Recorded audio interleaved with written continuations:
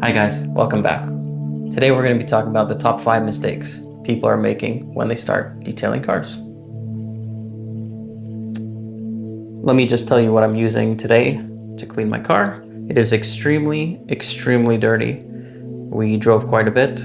There's a lot of dried on road salt on the car. So we're going to be cleaning that as we talk. So here I have an IK e-foam. It's a battery powered and pump operated foamer. So inside we have one cap and a little bit of Carpro Reset and one cap and a little bit of Rinseless Wash. And we have just about, just under half a gallon. So it's all primed up. I'm just gonna be pre-treating the whole car before I rinse it, before I touch it, just to make sure that a lot of the stuff is broken down before I get to the contact wash. So just follow me.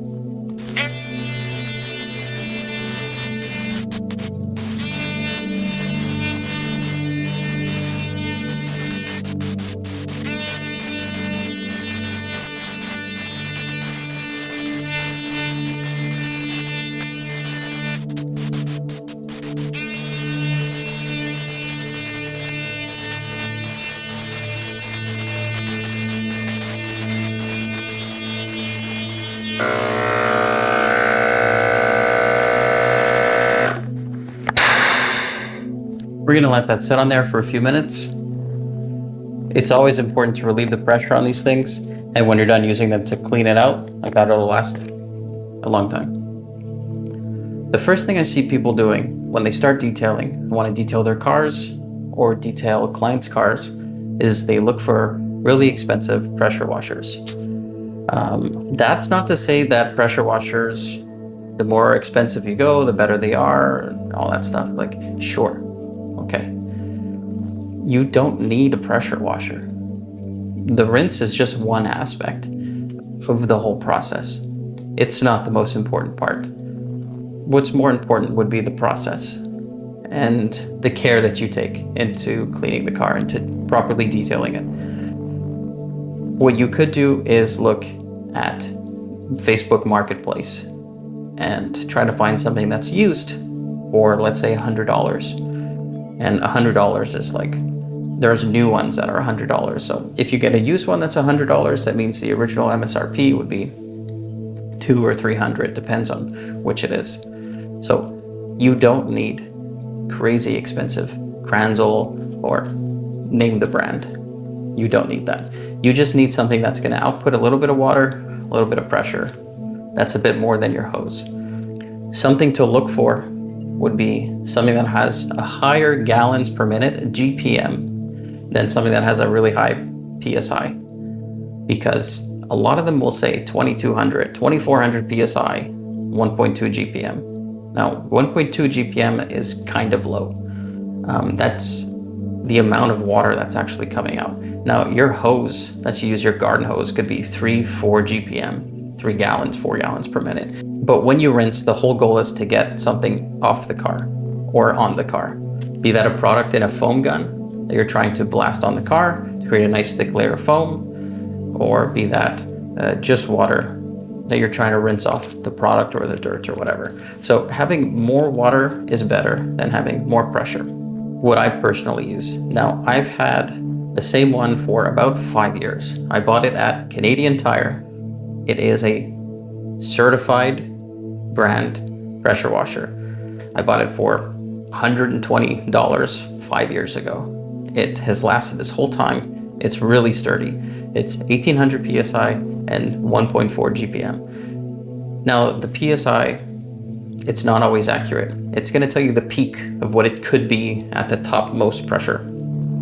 So if it says 1800 PSI, it could very well be 1400 or 1200 PSI. So on the budget end, 1.4 is probably the lowest GPM that I would go.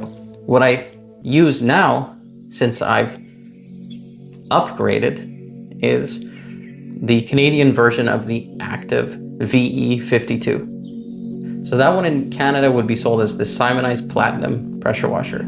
It's 1800 PSI and 2 gallons per minute. So that's a really good one. I bought it on sale. I think it was $200. I already had my 50-foot hose that I used on the older pressure washer with the quick connect gun and the quick connect nozzle and all that stuff. So I just transferred that to this, because what you get typically from a factory pressure washer, because of the laws that are in place, they have to ship you with a plastic gun and all this stuff. And I didn't like that, so I just changed it out. I got myself my own gun, my own 50 feet of high pressure rated hose, quick connects or quick disconnects, whatever you want to say, and the 0 degree, 15, 25, 40 degree nozzle. The biggest mistake I see is that people just aim super high and they want to get something really expensive. You don't need it. You could use a hose. It's really not necessary. It just perhaps makes it a little bit quicker, but it doesn't make the results any better. Okay? So get what you can get and start with that.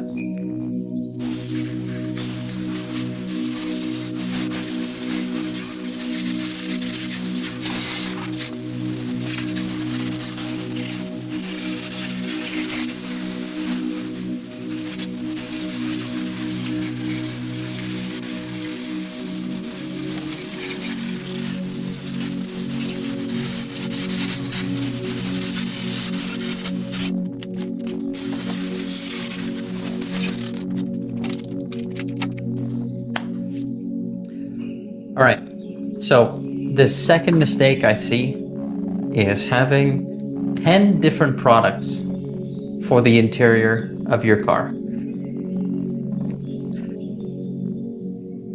It hurts me to see that some companies do that.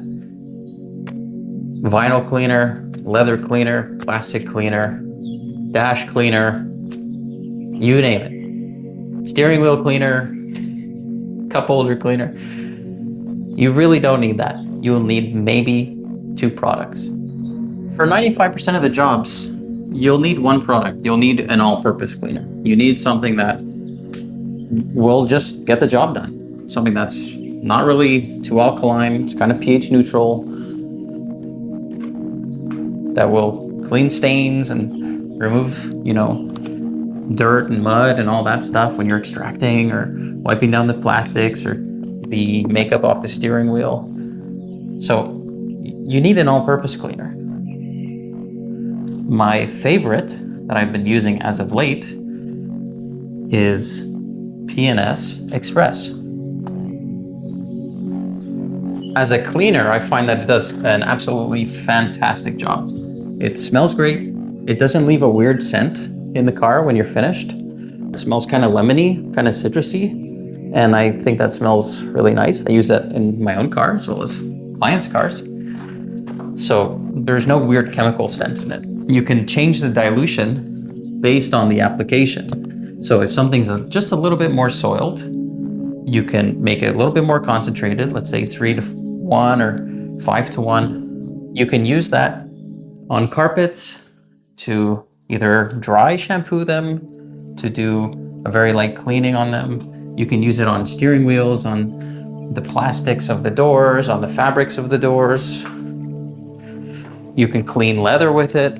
It's very useful. It's very multi-purpose, and that's what I like. Why would I have 10 products in my cabinet that will clean the interior when one product will do the same thing? I just have one spray bottle. It has the product. I have my detail brush, my scrub brush, my whatever brush, and off we go. Very simple. If you've ever had the unpleasant experience of spraying a degreaser on a leather chair or a door panel, letting it drip, and then after you're done cleaning it, you see the drip lines etched into the material. That happens because the cleaner is extremely strong and super concentrated in those drip areas. So it's super cleaning or super staining and etching those areas where it's dripping. And so that's a no-no, obviously. When you're using an all-purpose cleaner, an all-purpose interior cleaner, it's generally more pH neutral, less caustic, less chance of damaging. And this one foams really nicely. So you spray it in your brush, you spray it on the panel, you start agitating, you have a scrub ninja, you have a scrub brush, you have a whatever. You go into agitation, it'll foam up. It works really well. Smells really great. No complaints there. So that's mistake number 2. You just need one product. and pick your product. You can try out a few. You can try out all-purpose cleaners. You can try out all-purpose interior cleaners. You can try out degreasers and super dilute them, at your own risk, but trust the companies. Say if someone like P&S makes an interior cleaner and they tell you the dilution ratios, follow that first. Do what they tell you. And then once you get more experience, then you can start tinkering with it, trying to add things to it or take away and whatever. Just trust the process, do what they tell you, and it should be good from there. Another common mistake I see, and this is not so much for detailers, this is more so for beginners, is putting wax on a car or any form of protection without properly cleaning the car. So what do I mean by that? When you drive or even park out in the open, in a parking lot, wherever people drive by you, they'll apply pressure on their brakes, and then the friction materials will squeeze the steel disc, and then you'll get powder, really fine particles of metal in the air, and they'll go right onto your paint. And after a while, they'll start to oxidize and they'll start to rust, and you're gonna start to see orange spots all over your car. We call this fallout, environmental fallout. So you can, in theory, apply protection to a car that is not decontaminated, that is to say that is contaminated. Will you get the same longevity of the product or even performance as if you were to do a proper decontamination before doing the protection? No. If you're a pro, you already know this, but it's good to hear it again. Decontaminate your cars before you do any sort of protection. Another downside is a car that's contaminated will, in effect, have things on the paint that is inhibiting the proper gloss of the car. So a contaminated car looks less good than a decontaminated car. Before you do a ceramic coating, you have to properly decontaminate the car, probably even polish it, and then do your ceramic coating. Before you do a wax, you should decontaminate the car. A proper decontamination. You don't have to polish if your goal is just protection. Clean paint is good paint. Car wax, car sealants, ceramic coatings, they've been formulated to bond directly to clear coat. They've not been formulated to bond to environmental fallout, tree sap, etched bird poop, whatever. They're manufactured to bond directly to clear coat. So anything other than that is just going to take away from the performance of whatever you're putting on there. It's going to take away from the longevity. It's going to take away from the gloss. So do yourself a service, decontaminate the car before you do any form of paint protection. Like I said, the professionals already know this, hopefully, but there you go. So you could use a clay bar, you could use a clay towel, a clay mitt, a clay scrubber, you name it, whatever. You could use an iron fallout remover, which is the spray that you put on the car that turns purple, like you see in all those cool Instagram videos. You could use that. You could use a combination of them. You just need to do something that is working towards removing the contamination that's bonded to the paint. And then you'll get proper adhesion of your wax or your sealant or your ceramic coating or spray coating. Like I said, you name it, any form of protection. You want it to be bare paint. There you go. Now, the next big mistake that I see is people not using Rinseless Wash. Now, if you know me, you know I love Rinseless Wash. I will be forever rinseless washing my car. The reason I say that is because it replaces 50,000 products when it comes to cleaning. Okay, maybe not that many, but it replaces quite a few. Does your car need a pre-treatment, a pre-foam, a pre-soak, a pre-whatever? Rinseless Wash. Do you need to wash the car? Do you need a soap? No, you don't need a soap. You can use Rinseless Wash. Do you need a detail spray to wipe down fingerprints? Rinseless Wash. Do you need a glass cleaner? Rinseless Wash. And it's just really incredible. The amount of uses that you get out of Rinseless Wash is pretty phenomenal. You can do a wipe down of your interior with only Rinseless Wash. You use a second rag to wipe the excess, and you go from there. You can clean leather. If your leather is dirty and you think it needs a cleaning, take a Rinseless Wash dampened towel. You could either use your bucket before you do the contact wash, or you could have a spray bottle that you've already put diluted rinseless wash in, ready to use, spray it into your towel, and then wipe down the surface. You'll be surprised at what rinseless wash can remove. It's really a phenomenal cleaner. Take 1 minute to clean your steering wheel. You put the towel on the steering wheel, you wrap it around it, and then you rotate it a couple times. You'll see that your towel is brown. So maybe my second point should have been not about the all-purpose cleaners for the interior, but rather just using the rinseless wash, because you really can just do a full interior. Another cool use is cleaning your polishing pad after you've done a section pass. If you have a pad washer, you fill the bottom with rinseless wash. You don't need to buy dedicated pad cleaner. You can just use rinseless wash. It is strong enough to remove the oils from the polish, from the compound, from the pad, and leave a nice damp, not wet, lightly damp pad so you can polish properly. And if you're doing a full contact wash like this, it's going to save you the last step of having to rinse the car. So my main point of this is just efficiency. Rinseless wash is just the most efficient product of every product in the detailing world, because it is a jack of all trades. It will do absolutely everything. It won't protect. It's not a protecting product. It's a cleaning product. So it will clean very well. If you want an acidic rinseless wash, then you could use Koshkemi Rapid Rinseless Wash. It has a pH of 4 or 4.5. So there you go.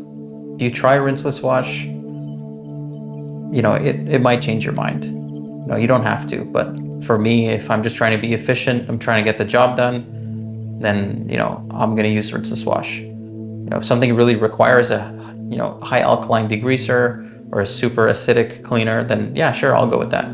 But if I don't need that, then I'm going to use rinseless wash. Extremely dilutable, 256 parts water to 1 part rinseless wash. For every liter, there's 4 milliliters of rinseless wash. I mean, what more do I need to say?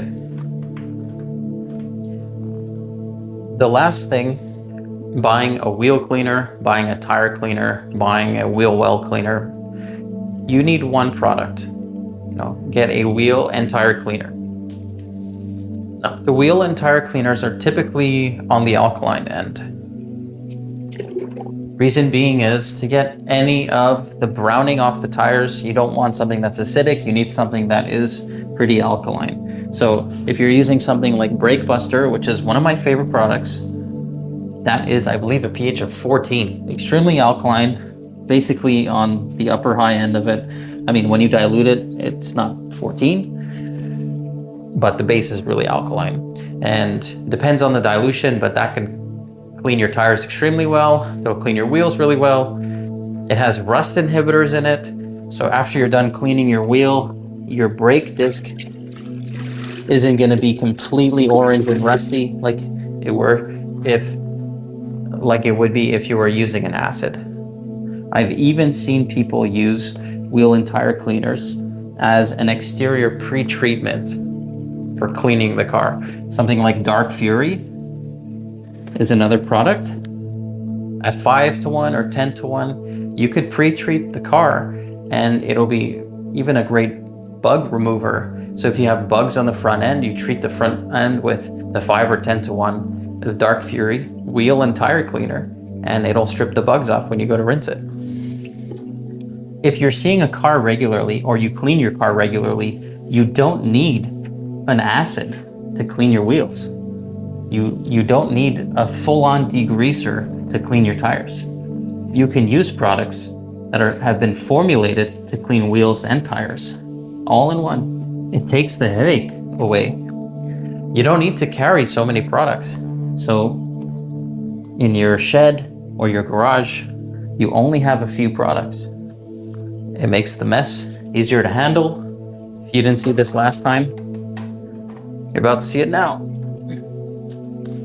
This is a wheel brush, flag tip, and extremely soft. paint safe, and you could use this to clean your front grills because the long fingers get in the areas that, you know, your wash mitt or your sponge won't. So you get it a little wet with some Rinseless Wash and you go to town.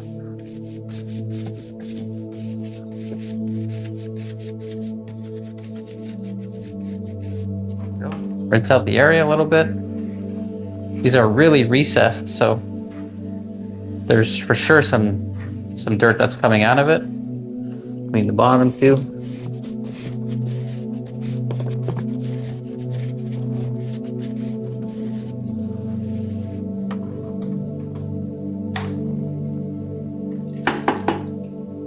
So there you go. Those are the 5 tips. You don't need a super expensive pressure washer. If you have a little bit of money, get something that's like $200. If you have less money, get a $100 used pressure washer. And if you have really no money, just use a garden hose and spend $5 at the dollar store for a nozzle that you like, a garden hose gun. And that's all you need. You can definitely benefit from having a pressure washer, but you don't need it. Get something that's higher GPM, as high as you can go with your budget, $100 or $200, you know, that's all you need. You don't need a 2,500 PSI pressure washer for detailing. You need 1,000 PSI. That's really it. And if you have 1,800 PSI, then all the better for you. Second thing, you need one product for the interior of your car. You need an all-purpose cleaner for the interior. Like I said, I like to use P&S Express interior cleaner. It smells incredible. Diluted 5:1, 10:1. It foams really, really nicely, and it doesn't leave any residue. You can clean your seats, your dash, your carpeted floors, your steering wheels, whatever. You can clean the whole interior with it, and it's just gonna leave it looking and smelling really fresh. If you need something stronger, then you should always have a degreaser somewhere lying around that you could use as that nuke, the bomb, that's just gonna strip some of that stuff that any all-purpose cleaner won't do. Because if you have a steering wheel that you've held onto for 10 years, you get all that sweat and all that body oil and all that makeup and sunscreen and all that you can peel off with a razor blade, then you're gonna need something a little stronger. But hopefully it doesn't get to that. Do the maintenance on your car. All you'll ever need is a maintenance all-purpose cleaner for the interior, like a P&S Express. The third thing is understanding that you need to decontaminate the paint before you apply any form of protection. Like I said, the car sits outside, it drives, it's anywhere in any of the elements, then every environmental contamination is just gonna try to stick to the car. So if you use a fallout remover, you spray it on the car, you see that it turns purple, then you know immediately there's iron in the paint. And you need to remove that before you apply a wax, before you apply a sealant, before you apply a coating. You need to remove that before you do PPF or vinyl, because that's gonna stop the adhesion of the glue from the vinyl or the PPF or the coating from bonding to the paint. Okay, so just do your regular maintenance washes on the car, and every 3 or 6 months, do some form of decontamination to the car using a clay towel, a clay mitt, a clay bar, or an environmental fallout remover. The fourth thing that I mentioned is not using Rinseless Wash. Now, Rinseless Wash is not a soap. It's not a exterior cleaner. It's a tool. Rinseless Wash can do basically everything you need it to. It can clean the inside. It can dust the inside. It can help clean your carpets, your seats, your steering wheels. It can clean your paint. You can use it to clean the wheels. It's really an all-purpose utility device. You can clean your glass with it. You can wipe off fingerprints with it. It's really that sledgehammer that you need in your pocket, you know, when you need it. It's going to replace so many products. If you start to use Rinseless Wash and you start to test it out, you're going to see that all the other products that you bought for doing certain tasks are no longer necessary. It can remove static from the carpets when you go to vacuum. So instead of taking 10 minutes, you take 5 minutes. You know, every little bit adds up, right?